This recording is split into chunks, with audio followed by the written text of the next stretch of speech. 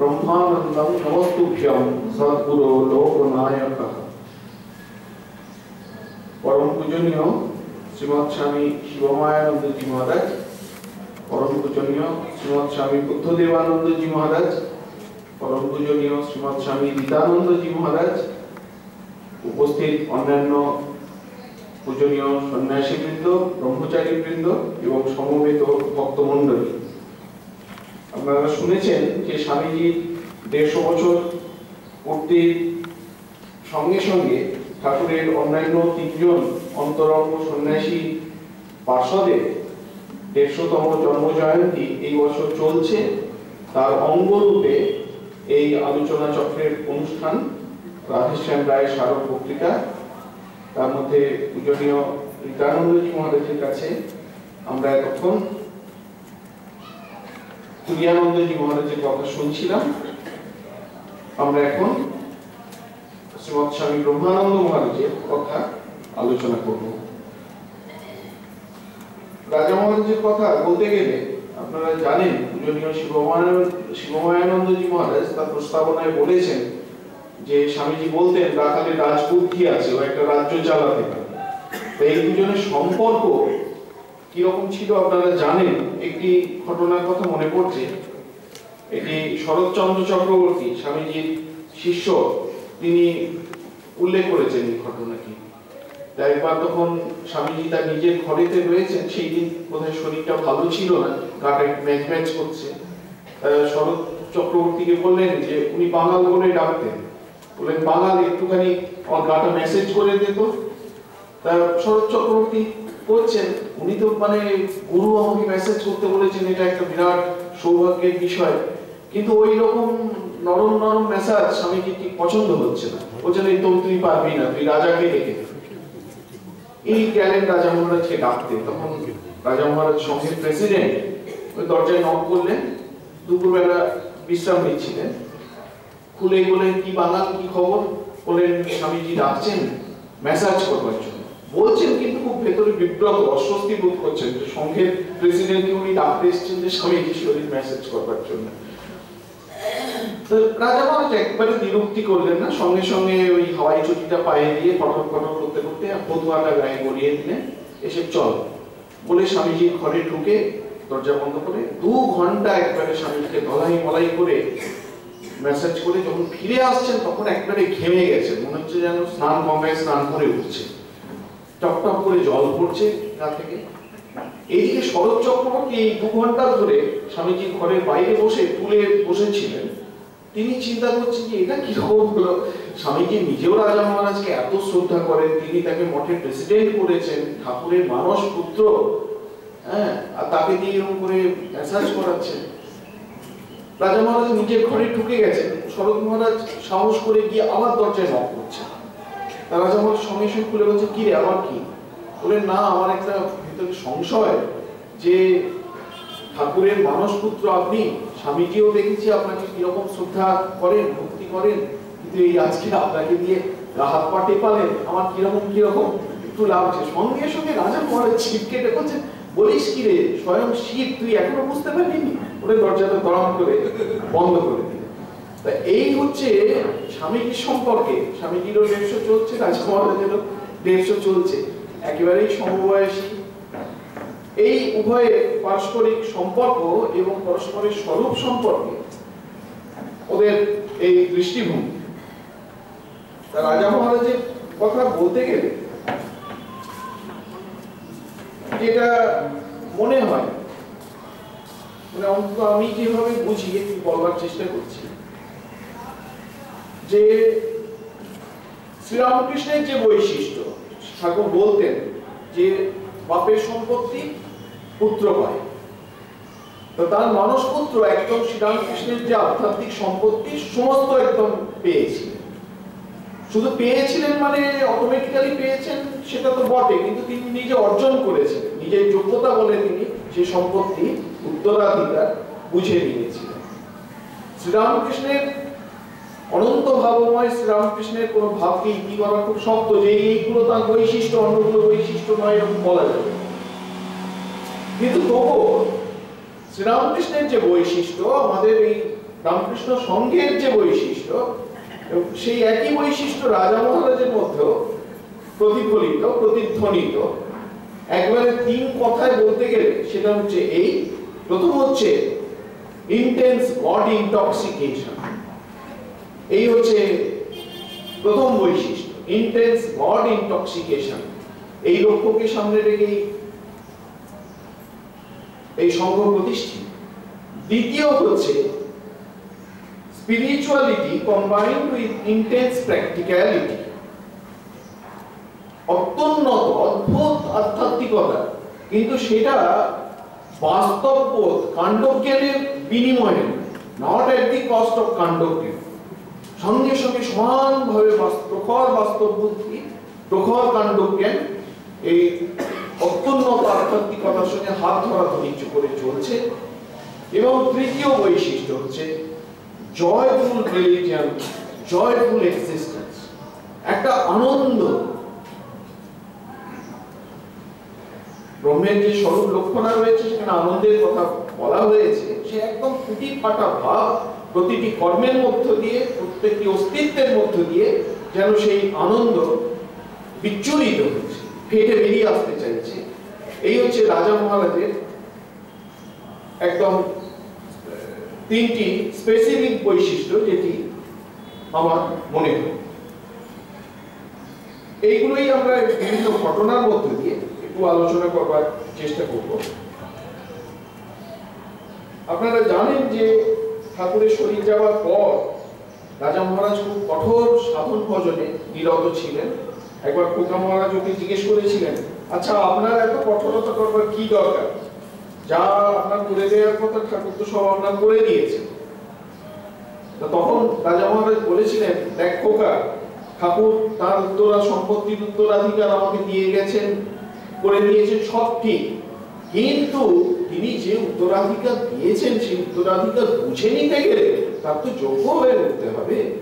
সোজা কথাই হচ্ছে যে আমার নামের কথাটা আমার নামে নয়, একটু ধরে নিন এক্স ওয়াই, তার নামে হয়তো বাবা 5 কোটি টাকা ব্যাংকের ভল্টে রেখে গেছে, কাগজপত্র রয়েছে।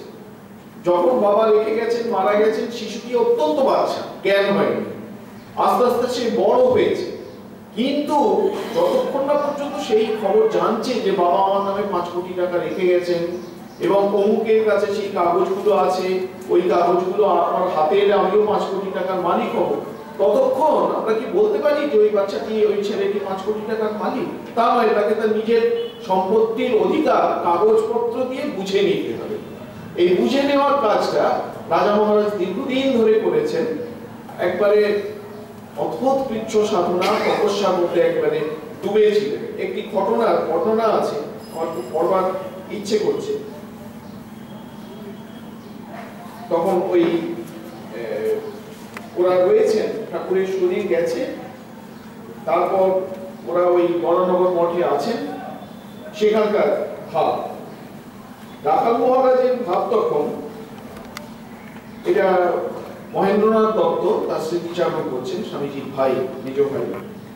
রাখাল মহারাজের ভাব তখন নিতান্ত নিরাশ্রয় বালকের মতো, নিজের ইচ্ছা বা শক্তি যেন কিছুই নাই, বাহিরের একটা কি মহাশক্তি বা অন্য কোনো পদার্থ যেন তাহাকে চালাইয়া লইয়া বেড়াইতেছে। জগৎ সংসারের সমস্ত সম্বন্ধ পরিত্যাগ করিয়া যেন কোনো স্থলে স্থির হইয়া বসিয়া থাকিতেন এবং কেহ কোনো কথা জিজ্ঞাসা করিলে বা ডাকাডাকি করিলে তিনি যেন অন্য জগৎ হইতে নামিয়া আসিয়া জগৎটা দেখিতেন ও উপস্থিত মতো দুই একটি কথা কইয়া অতি দিনহীনের ন্যায় চুপ করিয়া বসিয়া থাকিতেন। বরানগর মঠের বাইরে ছোট ঘরে তিনি একাকী দরজার দিকে মুখ করিয়া একটি পটপটি চাটাইয়ে বসিয়া স্থির হইয়া জপ করিতেন। নিশ্চল জীবন্ত বিগ্রহের ন্যায় তিনি এক মনে জপ করিতেন। এইটি যেন তাহার ধাতস্থ অবস্থা ছিল। ওই ধ্যানে ডুবে থাকাটাই তার স্বাভাবিক অবস্থা। বলরাম বাবুর বাড়িতে যখন থাকিতেন তখন বড় ঘরটির মেঝেতে বসিয়া তিনি এক মনে জপ করিতেন এবং জপ করিতে করিতে বিভোর হইয়া যাইতেন। মুখের ভাব, চোখের দৃষ্টি একেবারে অন্যরকম হইয়া যাইত। সকলেই বলা বলি করিতেন, দেখছো রাখাল কি এক মনে জপ করে? জমিদারের ছেলে বাড়ি ঘর ত্যাগ করেছে, এক মনে কিরূপ জপ করছে দেখেছো? জবটাকে যেন আঁকড়ে ধরে পড়ে আছে। এই হচ্ছে রাজা মহারাজের ভাব। রাজা মহারাজ মাঝে মাঝে বলতেন, ওর কাছে এসে কোনো কোনো ভক্ত এরকম মহারাজের জীবনীতে রয়েছে, তারাও খুব উচ্চ স্তরের ভক্ত ছিলেন, তারাও সাধন ভজন করতেন, সাধন ভজনের অনুভূতির কথা মহারাজকে এসে বলতেন, মহারাজের কাছে এসে যাচাই করে নিতেন যে এই যে অনুভূতিগুলো হচ্ছে ঠিক ঠিক অনুভূতি কিনা। একজন এসে এরকম বলছেন যে মহারাজ এত আনন্দ যে ঘুমোতে পারি না, এত আনন্দের অবস্থা হয়। মহারাজ তখন বলছেন, হ্যাঁ ওই রকম একটা অবস্থা আছে, তবে কি জানো ওই আনন্দের পারেও আর একটা জিনিস আছে, তখন ভারী মজা, তখন কার যে প্রশান্তি, সেই প্রশান্তির কথা মুখে বলা যায় না। রাজা মহারাজ তার এই একটি শব্দ ধর্ম প্রসঙ্গে ব্রহ্মানন্দ এই গ্রন্থে আছে, বলছেন সমাধির মধ্য দিয়ে আধ্যাত্মিক জীবনের সূচনা। এই হচ্ছে রাজা মহারাজের ভাব। আমরা তো মনে করি সমাধি একদম সর্বোচ্চ আধ্যাত্মিক অনুভূতি, রাজা মহারাজ বলছেন সমাধির মধ্য দিয়ে আধ্যাত্মিক জীবনের সূচনা হয়। বলছেন এই শরীরটা হচ্ছে বড় একটা বন্ধন, এই শরীরটা না থাকলে কত রকমের যে আধ্যাত্মিক অনুভূতি, কত রকমের যে মজা, কত রকমের ফুটি ফাটা আনন্দের অনুভূতি, সে ভাষায় বলে বর্ণনা করা যাবে। এই হচ্ছে রাজা মহারাজ। এবং এর গোপন রহস্য এই জায়গায় যে উনি পৌঁছাচ্ছেন শ্রীরামকৃষ্ণের উত্তরাধিকারকে বহন করে, তার গোপন রহস্য হচ্ছে, কোন এক পার্শ্বদ তার সম্পর্কে বলছে, ব্রহ্মানন্দের আমিটি একেবারে তিরোহিত হয়েছে, একেবারে আমিত্বটুকু লেশ মাত্র নেই। তখন তিনি সংঘের প্রেসিডেন্ট, অনেক চিঠিপত্র আসতো, সংঘের প্রেসিডেন্ট হিসেবেই তাকে সেই সব চিঠিপত্রের উত্তর দিতে হতো। সূর্যি মহারাজ স্বামী নির্বাণানন্দজি তার সেবক, চিঠি সই করাতে যেতেন, রাজা মহারাজ অর্ধেক তিনি বলতেন, সূর্যি তুমিই সই করে দাও। যেগুলো অতটা ইম্পর্টেন্ট চিঠি নয় বা অতটা ইম্পর্টেন্ট কাগজ নয়, সূর্যি মহারাজ ফর দিয়ে সই করে দিতেন। কিন্তু এমন কিছু কিছু কাগজ তো আছে যেখানে ফর দিয়ে উপরে সই করা চলে না, যার নামে কাগজ তাকেই সই করতে হবে। সেরকম কিছু কাগজ রাজা মহারাজকে দুপুরে খাবার পর নিয়ে যাচ্ছেন। রাজা মহারাজ একবার পেটের উপরের উপর হাতটাকে বুলিয়ে বলছেন, আজকে শরীরটা ভালো নেই, আজকে এই হাতটা ঠিক নেই, এই করে রোজ কাটিয়ে কাটিয়ে দিচ্ছেন। একদিন সূর্যি মহারাজ এসে বলছেন যে মহারাজ এই চিঠিগুলো অত্যন্ত জরুরি চিঠি, আপনি না সই করলে কাজকর্ম বন্ধ হয়ে যাবে। মহারাজ অসহায়ের মতো কাঁদো কাঁদো ভাবে বলছেন, সূর্যি আমি যে সই করতে চাই কিন্তু নামটা কিছুতেই মনে পড়ছে না। ভাস করে ফেলেছে যে এতদিন কেন ফিরিয়ে ফিরিয়ে দিচ্ছে, ওর নিজের স্বামী ব্রহ্মানন্দ সই করবেন নামটা মনে করতে পারছে না, সেটা কি করে বলে, ফিরিয়ে ফিরিয়ে ফিরিয়ে দিচ্ছে, রাজ নয় কাল নয় এরকম করে। তা এইরকম একটা অত্যচ্ছ ভূমিতে তিনি সর্বদা অবস্থান করতেন। তার সম্পর্কে ঠাকুরের অন্যান্য পার্শ্বদরা, গিরিশ বাবু অনেক কথা বলেছেন। বলছেন যে তোমরা ঠাকুরকে তো দেখোনি, রাজা মহারাজকে দেখলে ঠাকুর কিরকম ছিলেন একটু একটু ধারণা হয়। গিরিশ বাবু একটা বলছেন, এই রাখাল টাকাল একটু সেদিনের ছেলে, কিন্তু ওকে পেছন থেকে দেখলে আমারই মাঝে মাঝে ঠাকুর বলে ভ্রম হয়। তারপর আরেকটি ঘটনার কথা গিরিশ বাবু বলছেন আমার হঠাৎ, এটা আধ্যাত্মিক জীবনে হয়, যারা খুব উচ্চ আধ্যাত্মিক ভাবের ভাবুক তাদের নানা জীবনে সব আসে এক একটা স্টেজে। হঠাৎ করে গিরিশ বাবু বললেন, আমার মনে একটা মহা অশান্তি, ঠাকুরের মানুষ বুদ্ধি হলো। যে গিরিশ ঘোষ ঠাকুরের অবতারত্ব নিয়ে এত প্রচার, আজকের এই যে কল্পতরু উৎসবে তো বলা যায় গিরিশ বাবু অন্য কেউ হয়তো করতে পারতেন, কিন্তু গিরিশ বাবুর অবদান তো আছে। তিনি ঠাকুরের অবতারত্ব, তার মহিমা এরকমভাবে প্রচার করতেন। তো সেই গিরিশ ঘোষ বলছেন যে আমার একদিন ঠাকুরের শরীর যাবার অনেকদিন পরে হঠাৎ ঠাকুরের ওপর মানুষ বুদ্ধি হলো, কিছুতেই তিনি যে স্বয়ং ঈশ্বর, তিনি যে স্বয়ং অবতার, মানুষের দুঃখে তাকে মানুষকে দুঃখ দূর করবার জন্য মানব শরীর ধারণ করে এসছেন, এই ভাবটা কিছুতেই আমরা পাচ্ছি না। খালি মনে হচ্ছে তিনি একজন মানুষ, একটু উন্নত ধরনের সাধক মতো ছিলেন। তখন মনে হলো যে ইষ্টে মানুষ বুদ্ধি, তাহলে তো আমি গেছি। বলছেন মনে ভয়ানক অশান্তি। এমন সময় একদিন রাজা মহারাজ তো বলরাম মন্দিরেই বেশিরভাগ থাকতেন, আর গিরিশ ভবন হচ্ছে একটু বুঝতেই পারছেন রাস্তার এই পাশার ওপাশ। রাজা মহারাজ সেই দিন যখন গিরিশবাবু এইসব ভাবছেন, মন একদম ক্লেদাক্ত, বলছেন আর এই শরীর দেখে কি হবে, এরকম পর্যন্ত ভাবছেন। রাজা মহারাজ এসে হাজির। এসে এই কথা সে কথার পর গিরিশবাবু বললেন যে দেখো রাখাল, মনে ভয়ানক অশান্তি, আমি হঠাৎ করে ঠাকুরের মানুষ বুদ্ধি হচ্ছে, তিনি স্বয়ং ভগবান, এই ভাবটা জোর করেও আমি মনের মধ্যে আনতে পারছি না। রাজা মহারাজ ও করে হেসে বলছেন যে ও সব কিছু নয়, ও ঠিক হয়ে যাবে, ও সব নিয়ে আপনি ভাববেনই না, বলে খুব ও করে হাসতে লাগে। হেসে গিরিশবাবু বলছেন, রাখাল মহারাজ আস্তে আস্তে বেরিয়ে গেলেন। আমি দেখতে পাচ্ছি দোতলা থেকে রাখাল মহারাজ সিঁড়ি দিয়ে নামলেন, নেমে আবার বলরাম মন্দিরের দিকে যাচ্ছে। বলছেন আবার আমার যে এই নাস্তিক্য বুদ্ধি আমাকে গ্রাস করে ফেলেছিল, সেই নাস্তিক্য ভাব আস্তে আস্তে কোথায় চলে গেল, এবং আস্তে আস্তে আবার সেই পুরনো আস্তিক্য বুদ্ধি আবার আস্তে আস্তে আস্তে আস্তে ফিরে গেল। রাজা মহারাজ তার শুধু উপস্থিতি দিয়ে, তার একটা হাসি দিয়ে গিরিশবাবুর মনকে এত উপরে তুলে দিলেন। গিরিশবাবু এই ঘটনাটি বলে বলছেন, সাধে কি আর রাখালকে এত মানি? দেবেন্দ্রনাথ বসুর জীবনের এরকম একটি ঘটনা আছে। উনি খুব বড় সাহিত্যিক ছিলেন, ঠাকুরের সঙ্গ করেছেন। দেবেন বসু বলছেন যে মাঝে একবার সংসারে থাকলে যা হয়, ঠাকুর বলছেন না, কাজলের ঘরে থাকলে যত শেয়ানাই হোক না কেন গায়ে একটু খালি লাগবে।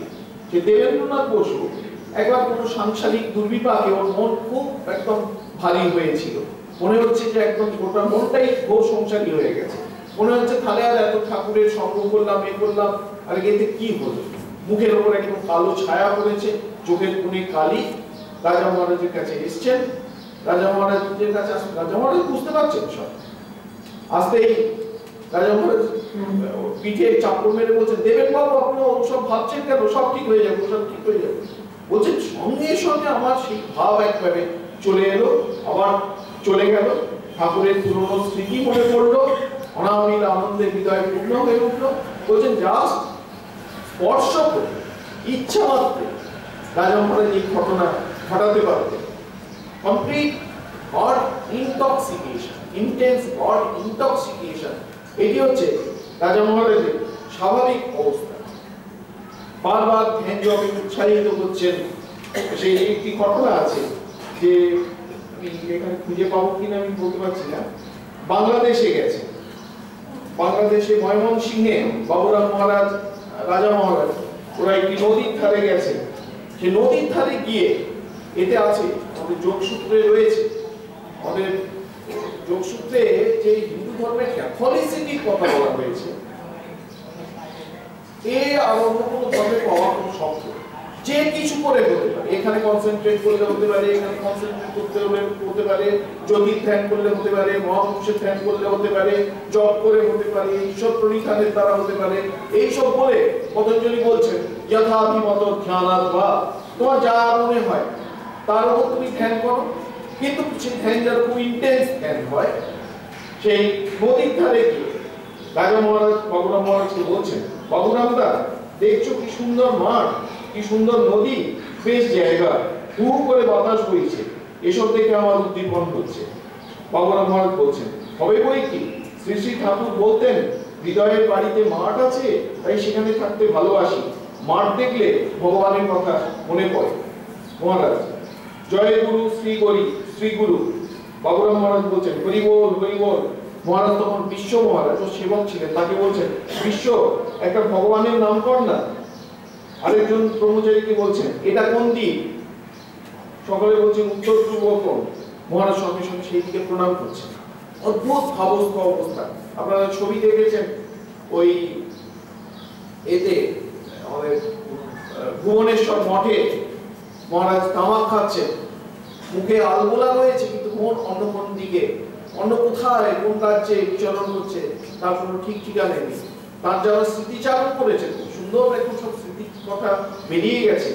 সেখানে মহারাজের এই ভাবটি অনেকের লেখায় পাওয়া যায় যে মহারাজ এই সন্ধ্যেবেলায় গঙ্গার দিকে, ওই আমাদের যে বারান্দা, স্বামীজির রুমের সামনে যে বারান্দা, ওইখানে গঙ্গার দিকে করে বসে আছে, চোখ খোলা, কিন্তু খুব ভালো করে যদি দেখা যায়, দেখা যাবে যে চোখ খুলে রেখেছেন কিন্তু বাইরের কিছু দেখছেন না। সমস্ত দৃষ্টি অন্তরের রাজ্য যেন এক্সপ্লোর করে চলেছে, আধ্যাত্মিক জগৎকে এক্সপ্লোর করে চলেছে। এটি রাজা মহারাজের স্বাভাবিক অবস্থা, ইন্টেন্স বডি ইনটক্সিকেশন। অনেক ঘটনা আছে রাজা মহারাজের, সে বলতে গেলে শেষ হবে না। দ্বিতীয় যে বৈশিষ্ট্যের কথা আমরা আলোচনা করছিলাম, যে intense spirituality with practicality, with combined with intense practicality, এটি কিন্তু অদ্ভুত একটা। এই রকম জগতে যার মন রয়েছে, তিনি আবার যখন দরকার পড়ছে সময় মতো সমস্ত কাজ পারফেক্টলি করছেন। আছে মঠে একবার সাধুদের, ব্রহ্মচারীদের ধ্যান ঠিক হচ্ছে কিনা দেখার জন্য বলছেন, আজ সকালে কে কি ঠাকুর ঘরে গিয়ে ধ্যান করেছে, এই পরীক্ষা হবে। প্রত্যেকে একটা করে আলু দিয়ে দিলেন, আলুর খোসা ছাড়াতে হবে, এমন ভাবে ছাড়াতে হবে যাতে খোলাটি শুধু ওঠে, শ্বাস কেটে বাদ না যায়। তারপরে দেখা একটি আলু, সব আলুগুলো এক জায়গায় রাখা হলো সাজিয়ে সাজিয়ে। মহারাজ একটি আলু তুলে বললেন, এই আলুটি যে ছাড়িয়েছে তার আজকে সকালবেলা ধ্যান ঠিক হয়েছে। দেখা গেল যে সেদিন স্বামী শুদ্ধানন্দজি সেই আলু ছাড়িয়েছেন, স্বামীজির শিষ্য, তিনি আমাদের সঙ্গে পঞ্চম প্রেসিডেন্টও বটেন। এই spirituality combined with intense practicality, আমাদের শারদেশানন্দজি মহারাজের সম্পর্কে বলছেন যে যুগাবতার শ্রীরামকৃষ্ণদেব কাশীপুরে শ্রীরামকৃষ্ণ সংঘরূপ মহান মহিরুহের যে সূক্ষ্মতম বীজ তাহার প্রধান পার্শ্বদ নরেন্দ্রনাথের হস্তে প্রদান করিয়াছিলেন, স্বামী বিবেকানন্দ রূপে নরেন্দ্রনাথ সেই বীজ অঙ্কুরিত করিয়া গুরুদেবের মানসপুত্র রাখাল রাজের তত্ত্বাবধানে তাহাকে সুরক্ষিত করিয়া অন্তর্ধান করিলেন। একটা এই সংঘ হচ্ছে শ্রীরামকৃষ্ণ শরীর, সেই শরীরকে যেন একটা সূক্ষ্ম বীজ রূপে, সংঘ রূপে স্বামীজি তার জন্ম দিলেন। কিন্তু তিনি জানেন বেশি দিন থাকবেন না, তার এখানে যা কাজ ছিল এইটুকুই তার কাজ। এবার জল দিয়ে, তার সার দিয়ে সেই গাছকে মহিরুহে পরিণত করতে হবে, এই ভাবটি তিনি দিয়ে গেলেন রাজা মহারাজের উপর। রাজা মহারাজ খুব সুচারুরূপে তার পরবর্তী কাজগুলো করছেন। একজন স্মৃতিচারণ করছেন, বলছেন যখন মঠের জমি নেওয়া হবে তখন মহারাজকে খুব, রাজা মহারাজের সম্পর্কে পড়লে যেন মনে হয় তিনি একবারে এমন গড ইনটক্সিকেটেড একটা স্টেটে রয়েছে, বাইরের যেন ব্যাপারে অতটা খেয়াল নেই, তা নয়, সেখানেও প্রখর বাস্তব বুদ্ধির পরিচয় তিনি দিচ্ছেন। একজন স্মৃতিচারণ করে বলছেন মঠের যখন জমি নেওয়া হবে, জমি রেজিস্ট্রি হবে, তার মিউটেশন হবে, কিভাবে রাজা মহারাজ দৌড়দৌড়ি করেছেন। মহারাজ তখন সকালে উঠিয়া স্নান করিয়া চারিটি ছিঁড়া ভিজা মুখে দিয়া ব্যাগের ভিতর আবশ্যকীয় দলিল কাগজপত্র পুরিয়া হাঁটিয়া বাহির হইয়া যাইতেন। দিনভর এখানে সেখানে উকিল মক্কেল ও সহায়ক পরামর্শদাতা লোকের বাড়ি বাড়ি ঘুরিয়া কোর্ট অফিস করিয়া কোনোদিন অপরাহ্নে কোনোদিন সন্ধ্যায় ক্লান্ত অবসন্ন দেহে মঠে ফিরিতেন। কোনোদিন মধ্যাহ্নে কোনো ভক্ত বা পরিচিত লোকের বাড়িতে খাওয়া হইত, কোনোদিন হইত না। কোনোদিন অপরাহ্নে মঠে ফিরিয়া ঠান্ডা ভাত, কোনোদিন ভিজা চিড়া, কোনোদিন বা উপবাসের পর রাত্রেই একবারে অন্ন গ্রহণ করিতেন। কিন্তু এই জন্য কেহ কখনো তাহার মুখে বিরক্তি, অবসাদ, দুঃখ বা নৈরাশ্যের কথা শুনেন নাই। তারপরে আমাদের ভুবনেশ্বর মঠের সম্পর্কে মহারাজ স্মৃতিচারণ বলছেন যখন ভুবনেশ্বর মঠ নেওয়া হয়, রাজা মহারাজ ভেবেই বুঝতে পারতেন এই জায়গাটায় আধ্যাত্মিক একটা কারেন্ট চলছে, এবং সবসময় লক্ষ্য যে আত্মনো মোক্ষার্থম জগৎ হিতায় চ, স্বামীজি এই যে মোটো নিয়ে সংঘ স্থাপন করেছেন, সেই লক্ষ্য যেন সমস্ত কাজের মধ্যে দিয়ে পূরিত হয়, এটি মহারাজের সবসময় মাথার মধ্যে রয়েছে। ভুবনেশ্বরে গিয়ে বলছেন যে তখন ওই জায়গাটা সাপদ শঙ্কু, ছোট ছোট চিতাবাঘ পর্যন্ত, চিতাবাঘ বা লেপার্ড, অনেকে আবার বিজ্ঞানীরা বলেন আমাদের দেশে নাকি চিতা পাওয়া যায় না, যেগুলো পাওয়া যায় সেগুলো লেপার্ড, তাহলে লেপার্ড হোক যাই হোক ওই সবে পূর্ণ। এবং তখনও পর্যন্ত কারোর মাথাতেই নেই যে ভুবনেশ্বর একদিন উড়িষ্যার রাজধানী হবে। কিন্তু মহারাজের রাজদৃষ্টি, যে মহারাজ বলছেন ওইখানেই মঠ, অতটা জায়গা নিয়ে মঠ করা, তখন প্রবীণ সন্ন্যাসী অন্যান্য যারা মঠে ছিলেন, এসব রেকর্ড রয়েছে, তারা কিন্তু একটা ভালো ঠিক সাপোর্ট করতে পারে যে এতটা জায়গা নিয়ে এরকম একটা জায়গায়, পরিত্যক্ত বন্ধুহীন জায়গায়, জনমানব পরিত্যক্ত জায়গায় মঠ করার কি দরকার, তখন তারা বুঝতে পারছেন না। কিন্তু পরে ওই মঠকে দেখা যাচ্ছে পরবর্তীকালে কিভাবে ফুলে ফলে পল্লবিত হয়ে সে মঠ আত্মপ্রকাশ করছে এবং পরবর্তীকালে সে ভারত স্বাধীন হলো, উড়িষ্যার গভর্নমেন্ট ওই ভুবনেশ্বরকে উড়িষ্যার রাজধানী হিসেবে ঘোষণা করেন। তখন এখন আমরা বুঝতে পারি যে মহারাজের রাজদৃষ্টি কিরকম। এরকম আরো অনেক ঘটনা আছে। কাশীতে জায়গা নেওয়া হবে, কঙ্খলে জায়গা নেওয়া হবে, মহারাজ একদম বলে দিচ্ছেন এই জায়গা ওইখান পর্যন্ত নিতে হবে, প্রখর বাস্তব বুদ্ধি। এবং সঙ্গে সঙ্গে সাধু ব্রহ্মচারীদের জীবন যাতে ঠিকভাবে তৈরি হয় তার দিকেও তীক্ষ্ণ নজর, এটা মহারাজ একটা ভাব। তখনকার যে সাধু ব্রহ্মচারীরা থাকতেন তার আশেপাশে তাদের মধ্যে যেন ইনজেক্ট করে দেওয়ার চেষ্টা করতেন যে কাজকর্ম করব, কাজকর্ম করছি, স্বামীজির কাজ এটা, কিন্তু এই কাজকর্ম করাটাই আমাদের জীবনের লক্ষ্য না। কাজকর্মের মধ্য দিয়ে নিজেকে উন্নত করা, ঈশ্বর লাভ করা, এটি হচ্ছে উদ্দেশ্য। নারায়ণ আইঙ্গার এসছেন মঠে, তার সঙ্গে কথা হচ্ছে। সেই নারায়ণ আইঙ্গারকে বলছেন যে আমি কাশী যাব, কিন্তু এই ভুবনেশ্বর যাব, কিন্তু একটু জামতারা হয়ে যাবে। আপনারা জানেন জামতারা একটা লাইন আর ভুবনেশ্বর হচ্ছে আরেকটা লাইন। তা নারায়ণ আইঙ্গার অনেক বোঝানোর তাকে চেষ্টা করলেন যে এই রকম ভাবে আপনি একসঙ্গে এই দুটো করতে পারবেন না, ওটা আপনি ছেড়ে দিন। কারণ জামতারা থেকে আবার আপনাকে তখন প্রচন্ড গরম, প্রচন্ড গরম, আপনি একসঙ্গে পেরে উঠবেন না। তখন মহারাজ একটু উত্তেজিত ভাবে বলছেন আমাকে সেখানে যেতেই হবে জামতারা, আর যতই অসুবিধে হোক আর যতই কষ্ট হোক। আমি ছেলেটাকে সেখানে পাঠিয়েছি, ছেলেটা মনে হচ্ছে ভাব মহারাজ স্বামী রামেশ্বরানন্দজি মহারাজ বলছেন আমি ছেলেটিকে সেখানে পাঠিয়েছি, বলা মাত্র কোনো ওজোর আপত্তি না করে সে সেখানে চলে গেছে। নতুন জায়গা, সেখানে সে কেমন আছে, খাওয়া দাওয়া কিরূপ কি করছে, সব আমাকে গিয়ে নিজের স্বচক্ষে দেখতে হবে। ভবিষ্যতে সেখানে কি কাজ হবে, কিভাবে কি করতে হবে, দেখে শুনে খোঁজখবর নিয়ে সব বলে দিতে হবে, টাকা পয়সার ব্যবস্থা করে দিতে হবে। আমাকে নিজে গিয়ে না দেখলে কি চলে? এই মহারাজের হৃদয়বত্তা, কর্মীর প্রতি, আশ্রমের প্রতি এত তীক্ষ্ণ নজর, এত মমতা, এগুলো খুব মানে আমাদের বিস্মিত করে যে ওই গড ইনটক্সিকেটেড পুরুষ, কিন্তু বাইরের এই সবেও একবারে প্রখর তার দৃষ্টি। এরকম একটি ঘটনা এখানে রয়েছে যে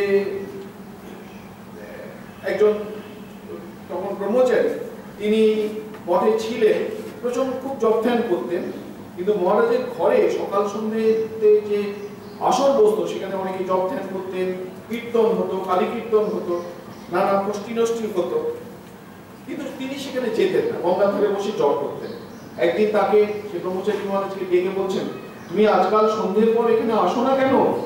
ব্রহ্মচারী বিনীতভাবে বলছেন এখানে আসলে পরে কথাবার্তায় অনেকটা সময় নষ্ট হয়েছে, কথা বললে অনেকটা সময় নষ্ট হয়ে যায়। বলছেন এখানে আসলে পরে কথাবার্তায় অনেকটা সময় নষ্ট হয়ে যায়, সেই জন্য আর আসি না, এখানে ভজন সাধন করি। মহারাজ বললেন খুব স্নেহপূর্ণ স্তরে বলছেন তা একটু সময় নষ্ট হয় হোক, তুমি রোজ এখানে আসবে, মনের অনেক ভাব কেটে যাবে, হতাশা চলে যাবে। একা একা থাকলে অনেক বিপরীত চিন্তা মনে আসে, সবার সঙ্গে বসে আলাপ আলোচনায় সেগুলো আসতে পারবে না। আর তুমি এখানে এলে মনে আনন্দ পাবে, সাধন ভজনে আর বেশি করে মন বসবে। কিন্তু সে ব্রহ্মচারী সে কথা শুনলেন না। কয়েকদিন পর হলো কি, তার সকাল থেকে মঠে পাওয়াই যাচ্ছে।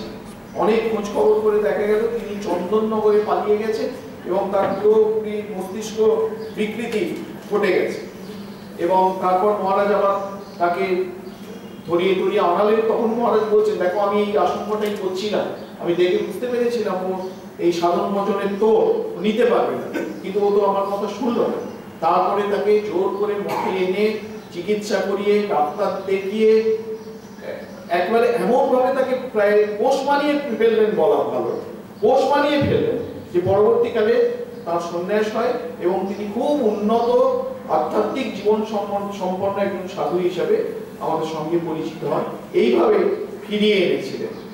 এই spirituality combined with intense practicality, এরও অনেক ঘটনা মহারাজের জীবনে আছে।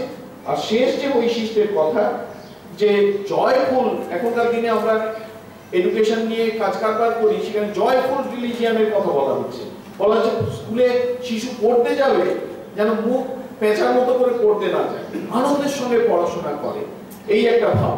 রাজা মহারাজের ওই ঠাকুরের ওই ভাব ছিল। ঠাকুরকে দেখার পর একজন বলছেন যে তোমাদের ভাব দেখে আমার এই ভাব আধ্যাত্মিক জীবন সম্পর্কে একটা ঘেন্না ধরে গেছিল। ঠাকুরকে এসে তার সমাধি থেকে বুঝলাম আধ্যাত্মিকতা হচ্ছে সবসময় আনন্দময়, আনন্দপূর্ণ। এই রাজা মহারাজের মতো এই ভাবটি প্রকট। Joyful religion, joyful spirituality, joyful existence. এত মজা করতেন যে সে বলে বোঝানো যাবে না। ওই কুড়ি ওড়ানো, মাছ ধরা, তাস খেলা, এই নিয়ে তো আসলে ওই পুরুষদের হয় কি, মনটা সবসময় অনন্তের সঙ্গে রয়েছে, সেটিকে টেনে নামিয়ে রাখার জন্য এইসব নিয়ে তাকে মেতে থাকতে হতো। এবং এর মধ্য দিয়েও তিনি কতজনের চেয়ে কত বাঁক কাটাতেন বলে বোঝা যাবে না। শারদেশানন্দজি স্মৃতিচারণ করছেন, বলছেন আমার কুড়ি ওড়ানো খুব বাই ছিল। বলরাম মন্দিরে গিয়ে দেখি, বলরাম মন্দিরে নয়, এটা সম্ভবত ঠিক মনে পড়ছে না, সেখানে গিয়ে দেখি মহারাজ ছাদের উপর ঘুড়ি ওড়াচ্ছে। আমাকে বললেন তুই ঘুড়ি ওড়াতে পারি?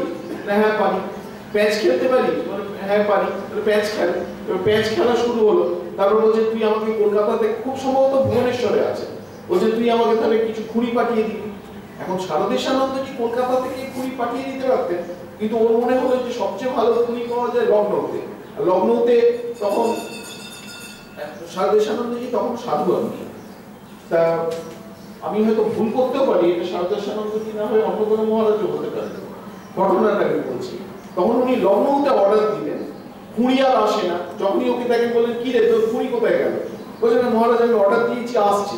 কিন্তু সে আসার আগেই মহারাজের শরীর চলে যায়। তারপর যখন ওই ঘুড়ি একদম লাট ঘুড়ি এলো বলরাম মন্দিরে, ওই মহারাজ বলছেন আমি সেই দিন থেকে ঘুড়ি স্পর্শ করা বন্ধ করে দিলাম। মহারাজ কৃপা করে ঘুড়ি ওড়ানো সম্পর্কে আমার যে মনে একটা ভয়ঙ্কর আসক্তি ছিল, সেই আসক্তি যেন কাটিয়ে দিলেন। কিভাবে করতেন রাজা মহারাজ এ বলা খুব শক্ত। ক্ষীরোদ প্রসাদ বিদ্যাবিনোদ এসছেন, দেখছেন তাস খেলছেন, আর একদম ফষ্টি নষ্টি চূড়ান্ত। তা রাজা মহারাজ কোনো ভূক্ষেপ নেই, সব হলো। তারপর গম্ভীর মুখ করে ক্ষীরোদ প্রসাদ বিদ্যাবিনোদকে বলছেন যে আপনি দয়া করে কিছু মনে করবেন না, আমরা প্রত্যেকদিন এরকম করি না, মাঝে মাঝে এরকম করি। তিনি চোখের চলে তার পায়ে মাথা রেখে প্রণাম জানাচ্ছেন। মাছ ধরতে যাওয়া আবার মহাপুরুষ মহারাজ পছন্দ করতেন না। মহাপুরুষ মহারাজ ভেবেছিল যে সবাই ভক্তরা মঠে দেখা করতে আসবে প্রেসিডেন্টের সঙ্গে, আর যদি শোনে যে প্রেসিডেন্ট বসে বসে মাছ ধরছে তার সম্পর্কে কি ধারণা হবে, ওই জন্য মাঝে মাঝে কেড়ে নিতেন বা এইসব করতেন। যদি কোনোদিন সামনাসামনি পড়ে যেতেন তখন মহাপুরুষ মহারাজকে বলতেন না এই ছেলে ছোকরাদের উৎসাহ দেওয়ার জন্য একটুখানি যাচ্ছে। আবার খোঁজ নিতেন যে মহাপুরুষ মহারাজ কোথায়, তারকদা কোথায় আছেন, বসে আছেন দেখে এসো। যে রাস্তায় তারকদা বসে আছেন সেই রাস্তা এড়িয়ে অন্য রাস্তা দিয়ে তিনি এ করতেন। তারপর তাস খেলা, শরৎ মহারাজ সেক্রেটারি, তিনি গুরুত্বপূর্ণ কাজ নিয়ে মঠে গেছেন, তাকে এসে বলছে শরৎ এসো একদম তাস খেলা হয়ে যায়। শরৎ মহারাজ ছটফট করছেন, রাজা মহারাজ বলছেন কিছু করতেও পারছে না। তাস খেলতে বসে শরৎ মহারাজ ইচ্ছে করে হাঁটতে শুরু করলেন। রাজা মহারাজ বলছেন হে হে হে শরৎ, তুমি যে দেখছি একবারেই কিছু খেলতে চাও না। তা এই মহারাজের কথা বলতে গেলে শেষ হবে না। যত আমরা মহারাজের স্মৃতি কথা বেরিয়ে গেছে, ধর্ম প্রসঙ্গে ব্রহ্মানন্দ আছে, আপনারা দেখবেন আমাদের উদ্বোধনের যে বই ফার্স্ট পেজেই লেখা আছে। আমি যা বলছি আধ্যাত্মিক জীবন সম্পর্কে 4টি বছর করে দেখো, যদি কিছু ফল না পাও তা আমার গালে একটু চড় না। এই হচ্ছে রাজা মহারাজের কথা। সুতরাং তার কথা আমরা যত বেশি করে আলোচনা করব, আমাদের আধ্যাত্মিক জীবন তত বেশি ভরপুর হয়ে উঠবে এবং শ্রীরামকৃষ্ণ তত্ত্ব সম্পর্কে, সংঘ জীবন সম্পর্কে আমাদের ধারণা তত স্পষ্ট হবে। আমি সকলকে যথাযোগ্য সম্ভাষণ জানিয়ে এবং পূজনীয় মহারাজদের চরণে আমার সম্মতি জানিয়ে শেষ করছি। নমস্কার।